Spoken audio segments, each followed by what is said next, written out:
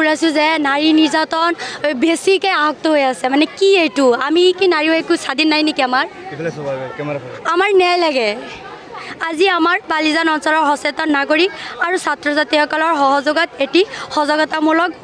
পদযাত্ৰা আগবঢ়াও আমাৰ দাবীসমূহ হ'ল ড্ৰাগছ সেৱন আৰু ব্যৱসায় বন্ধ হ'ব লাগে নাৰী নিৰ্যাতন বন্ধ হ'ব লাগে বাল্য বিবাহ বন্ধ হ'ব লাগে সমাজৰ পৰা অনৈতিক কাৰ্য পৰিহাৰ কৰিবলৈ সকলো ৰাইজৰ সহায় সহযোগিতা কামনা কৰিলোঁ আৰু মিডিয়াৰ সহায়ত আমি মানে গোটেই অসমত বা ভাৰতত এই কথাটো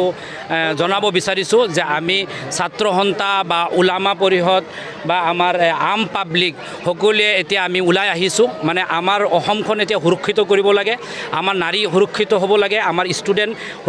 সুৰক্ষিত হ'ব লাগে আৰু আমাৰ যুৱকবিলাক আমাৰ যুৱ প্ৰজন্ম সুৰক্ষিত হ'ব লাগে আমি ড্ৰাগছৰ জৰিয়তে আমাৰ যুৱকসকল নষ্ট হৈ আছে সেইকাৰণে আমি চৰকাৰক এইটো কথা ক'ম যে আপোনালোকে কঠোৰ ব্যৱস্থা লওক প্ৰশাসনক আৰু কঠোৰ কৰক যে ক'ৰ পৰা ড্ৰাগছ আহে কেনেকৈ আহে এইবিলাক আপোনালোকে আৰু সুৰক্ষিত কৰক সুৰক্ষিত হৈ আমাৰ সমাজ সুৰক্ষিত হ'ব লাগে ডিঙত যিটো ঘটনা হৈছে এইটো আমি নিন্দনীয় কৰিছোঁ আৰু আমাৰ তৰফৰ পৰা আমি পাব্লিকে ছাত্ৰ সন্থা স্কুলৰ ছাত্ৰ মাদ্ৰাছাৰ আৰু আমাৰ ওলামা আম পাব্লিক সকলোৱে ওলাই আহি আজি যিটো শোভাযাত্ৰা কৰিছে আমি এইটো ক'ব খুজিছোঁ ৰাজহুৱা মঞ্চত এইবিলাক ল'ৰা দৰ্শনকাৰীক আনি শাস্তি দিব লাগে যে সকলোৱে গম পায় যে দৰ্শন কৰিলে কি হয় সেইটো ৰাজহুৱা মঞ্চত হ'ব লাগে এনেই ইনকাউণ্টাৰ দি নামাৰিব ইনকাউণ্টাৰ দি নহয় ৰাজহুৱা মঞ্চ খোলা মঞ্চত আনি এইবিলাকক শাস্তি দিব লাগে মই ভাবিছোঁ যে ইয়াৰ কাৰ্যসূচীৰ পিছত যদি এই সকলো বস্তু চলিয়ে থাকে ড্ৰাগছ মদ বাং দি চলিয়ে থাকে আমি আমাৰ কবৰস্থানত